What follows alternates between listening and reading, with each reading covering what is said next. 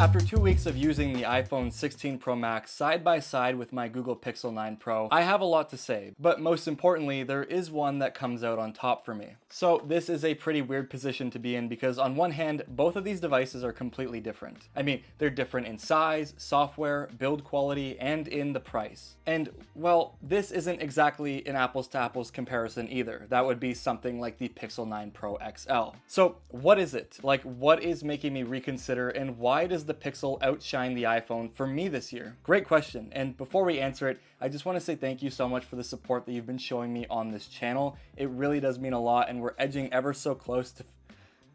It's probably not the best word to use. We're pushing very close to 50,000 subscribers, and I just can't thank you all enough, and it means the world. Anyways, just as some clarification, these both have been in my pocket for the last couple weeks, with the primary device being the iPhone holding my personal SIM. This means that texting and calling and a couple of other things that we'll get to have been primarily happening on the iPhone. But that changes today, and I'm switching to the Google Pixel 9 Pro.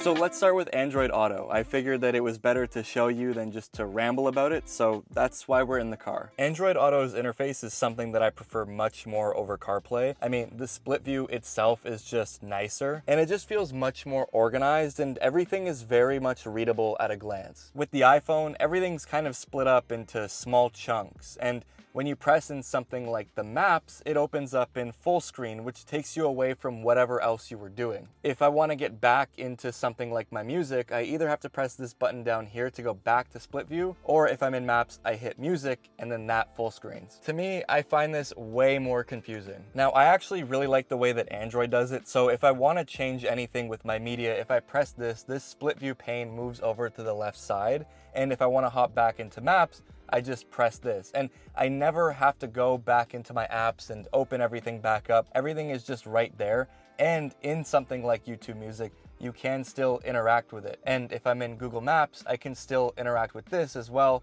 recenter, find a destination, and do pretty much everything I need to. Another thing that I really like is your notifications will come up and they'll stay in like this right corner over here in this split view mode, but you can also go ahead and go over here and press it to actually get kind of like a summary.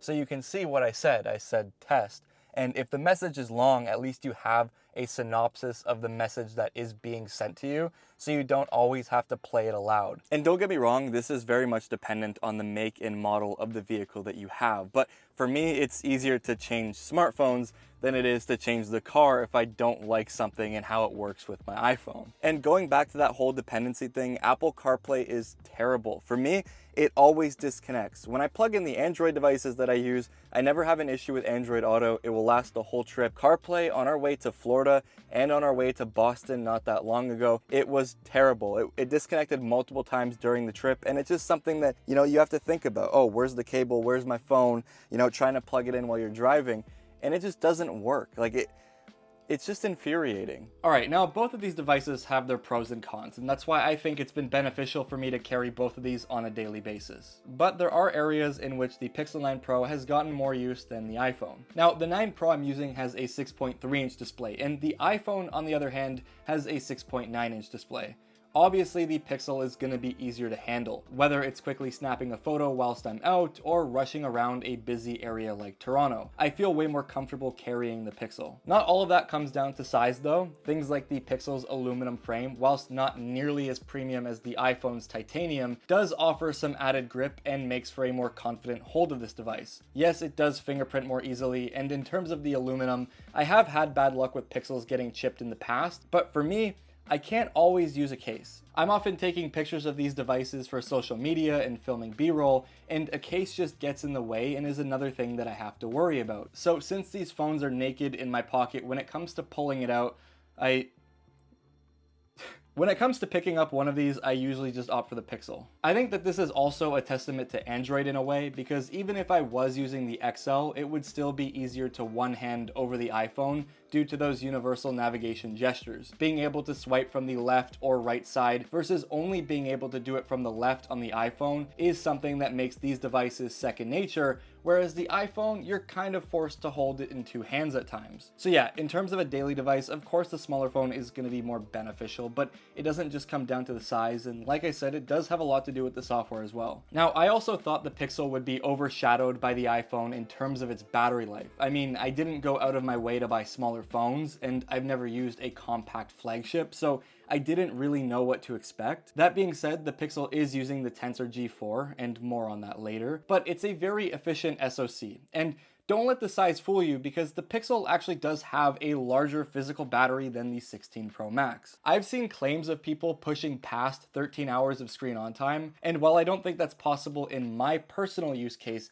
coming in and out of Lightroom as frequently as I do and constantly being on a 5G network, I will say that the Pixel most days does go toe-to-toe with the iPhone. I'm constantly ending the day with the same battery life remaining, and whilst it's not a fair shake since they're being used for different things, I will say that the Pixel did exceed my expectations, often trading blows with the 16 Pro Max. So despite its size, the battery anxiety, which is something that I thought was going to be a huge issue, isn't something that I'm worrying about at all with the Pixel 9 Pro. Now let's talk about the display, because this is something that makes or breaks my smartphone purchasing decision. So at a glance, I will say the iPhone is definitely more impressive with its thinner bezels. I think if the Pixel was able to push the display as close to the frame as Apple did, it would have not only increased the display size, but would have made the Pixel feel more immersive, even for the smaller 9 Pro. Now, I'm someone who's always been kind of a snob with this.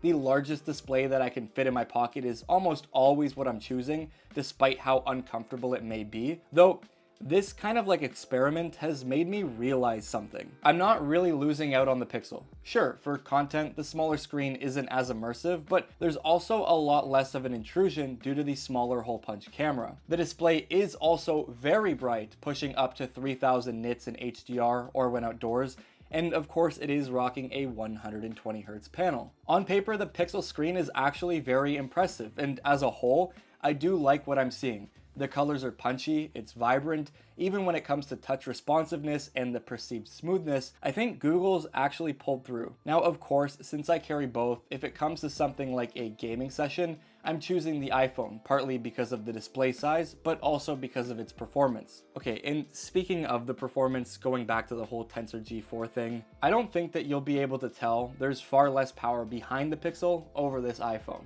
I mean, even using this phone scrolling through the UI, the Pixel feels more responsive and snappy and kind of gives you this false sense of speed. It's not really until you do something like jump into a game where you notice the differences, since these titles are not only not very well optimized for the Pixel, but there's much less GPU horsepower in the Tensor than there is in the A18 Pro. Is this difference noticeable? Yes. Is it a deal breaker? I don't think so. I mean, I don't play games like Genshin Impact, and I don't spend hours gaming on mobile, but I do pick up and play Call of Duty Mobile or Warzone Mobile every so often. And while the Pixel does play these games well, it's not to the same fidelity or frame rates the iPhone could push. So if you're someone who cares a lot about, the refresh rate and the fidelity of a game for those competitive titles, I definitely wouldn't opt for something like the Pixel as my first choice. However, in a completely different story, thermal management is something that not only Google and Apple have struggled with before, and with the 15 Pro Max, the thermals were terrible, the phone overheated, and this has been kind of the same thing when it comes to previous Pixels. Now,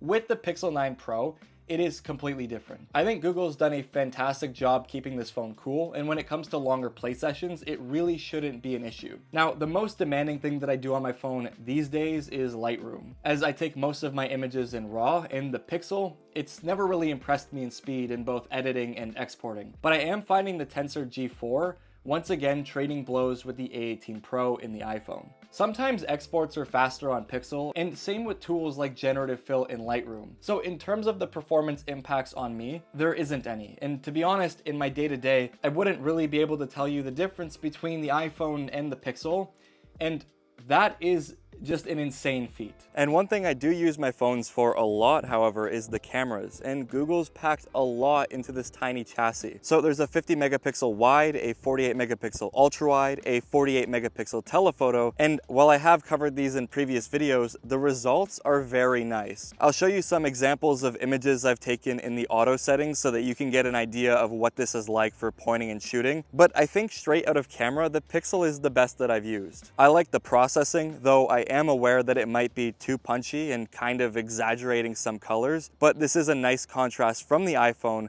where I feel forced to shoot into RAW just to bring up the saturation and make it look a little more lively. But I'll be blunt with you. One of the main reasons for me carrying two phones, one of them being an iPhone, is for social media. And sadly, even with the Pixel, Android devs do not optimize their apps correctly to work with a lot of these devices. Whether it's the cameras looking bad within the apps that I use, or sluggish performance, or weird scrolling issues in apps like X. Considering that I do this for a living, I do feel somewhat pressured to actually carry an iPhone. And these kind of quirks is something that becomes a little more apparent for video. While I think the Pixel looks fantastic, things like the stabilization and the lens switching, especially with the telephoto lens, are just way too jarring. And personally, I wouldn't really use any of the Pixel's footage in my videos. Okay, now it's time to talk about everyone's favorite buzzword, AI. So Apple Intelligence isn't out yet, and I can't speak too much about its capabilities, but as of right now, in the beta, it's very half-baked. Though with the Pixel, despite Gemini Advanced being a paid membership, free for the first year, I've actually gotten a lot of utility out of it, and I like that I'm able to have a conversation with it over having to address multiple prompts or questions each time. Of course, with all AI, the accuracy is always in question, but I do use this all the time to help provide me with emails for agencies or for contacts that I want to reach out to. And it does help because it answers some of the questions that you have in a more in-depth, natural manner versus just feeding you a web page and expecting you to read it. Now, of course, when it comes to AI and its accuracy, there's a ton of things that I do in place, like fact check if I ask for specs of a product or whatever. And that's something that we're all just gonna have to get used to at this point because we can't expect that information to come out of it to be 100% accurate. Although I will say that the responses that I get with Gemini in regards to asking about areas that are cheap for dates or, for different kinds of food or for like the different environment, it's really good at serving me relevant things in my area. Now, that being said, AI and stuff, this isn't something that would sway me away from the iPhone or bring me over to a Pixel or whatever. But I will say it does kind of do something that I've been thinking for the last little while, and that's that it just makes the Pixel a little more fun. Things like Pixel Studio and the Magic Editor, they're just far more fleshed out than Apple's offerings. And look, I've been using an iPhone since I was a kid. I was in high school when I got my first one, and I'm 25 years old now. Yes, there's some real utility for me, but I also do enjoy technology, and I like seeing and experiencing new things. And Apple's kind of left me questioning a lot in recent years, as every iteration seems to be getting the most minuscule upgrades or features like camera control.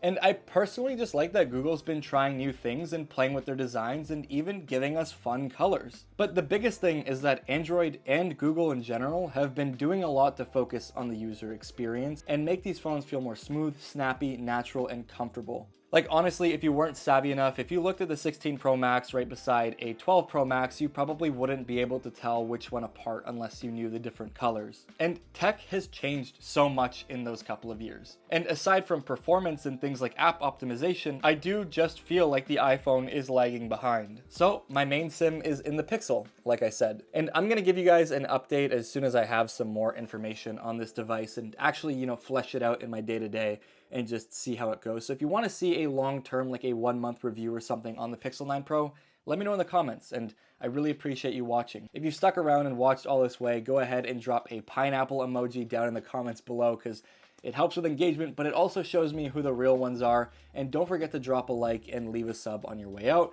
I'll see you all in the next one. Peace out.